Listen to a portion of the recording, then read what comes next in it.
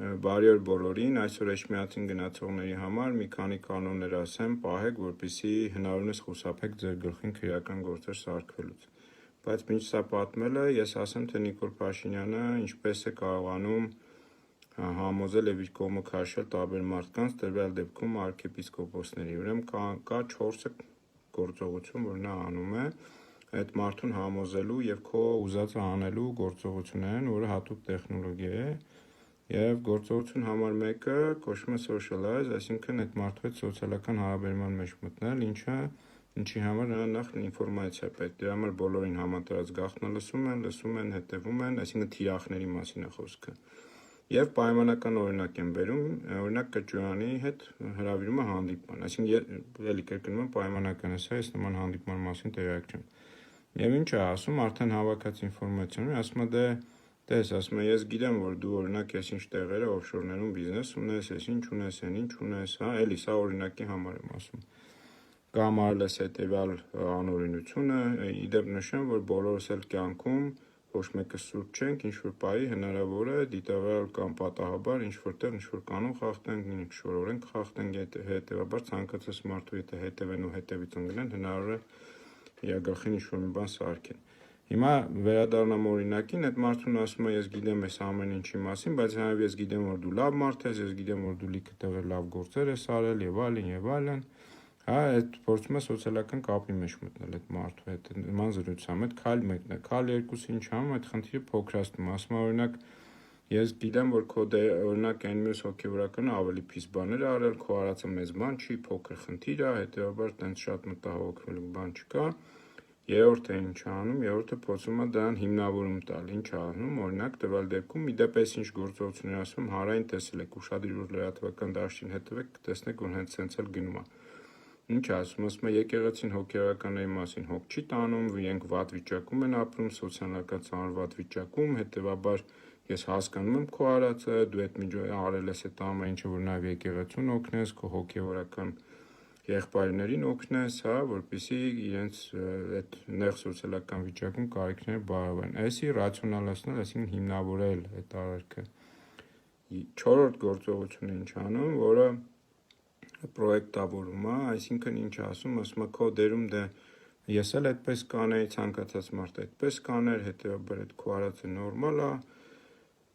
Նույնիսկ կարող օրինակ բերի ասի, օրինակ տես, ես էլ երբ որ քաղաքական գործընթացների մեջ էի, Զաքսովի ամուսնությունը չեմ գնացել, ինչի մասին իդեպ հենց այդպես էլ խոսել է, որպեսզի խուսափեմ իմ հանդեպ հետապնդումներից, իմ ընտանիքը չտուժի, սոցիալական խնդիրներ չունենա, անտուն չմնա եւ այլն։ Այսինքն այս ձևով բերում է իր դաշտ եւ այդ մարդկանց արդեն ինչ որ իրանց առաջ բաներ է դնում, օրինակ ասում է եկեք մի հատ իմ համար պատարակ արեք, իրար հետ բանանք, հետո sense գործողությունների է բերում, սարքում է իրեն հանցակից եւ հաջորդիվ արդեն հասնում ենք այն կետի, որ կարողանում է կազմակերպի օրինակ ուղարկի Էջմիածնի դեմ։ Սա ինչ վերաբերում է գործողություններին Նիկոլ Փաշինյանի արած թե ոնց է անում։ Հիմա այսօրվա Էջմիածնում վարվելակերպի հետ կապված կանոնները շատ պարզ են։ Հիշում ենք, որ դուք Ժորժ ջան, գնում եք այնտեղ եւ իշխանությունը ձեզ հակադրվողը ունի լեգիտիմ բռնի ուժ կիրառելու իրավունք եւ երկրի տարածքում այդ լեգիտիմությունը միակ նրանն է եւ հետեւաբար ուժով նրան չեք կարողանալու հակազդել, նրան կարող եք հակազդել ստրատեգիայով խելամիտ կազմակերպված գործողություններով, որը անհնազանդությունն է խաղաղ բնույթի ձեր կամքի իրավունքի դրսևորում, այսինքն այնտեղ եք գնում եք, ասում եք եկել եմ ես Էջմիածնի աջակցությունն եմ ցուցաբերելու, ես ոչ մի հավաքել չեմ խոչընդոտում, այն ուրիշների հավաքի, ես գործ չունեմ այդ ամեն ինչի հետ,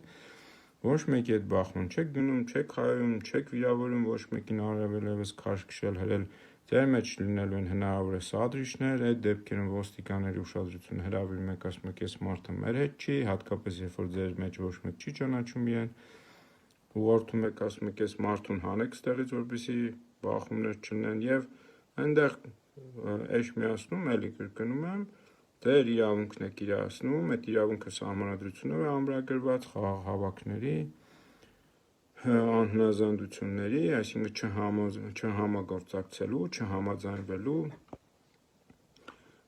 եւ